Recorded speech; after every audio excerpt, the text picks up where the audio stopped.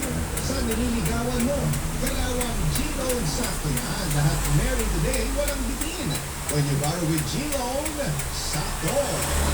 Malapit na ang Pasko at siguradong marami sa atin ang abala sa mga araw-araw na gastusin. Huwag mag-alala, may G-Loan sakto na para mabuhay ka sa mga gastos na ibas mo. Pwede ka muna ng 100 pesos or 300 pesos, depende sa need mo. No rush sa pagbabayad. Dahil payable ito in 40 days, zero interest pa.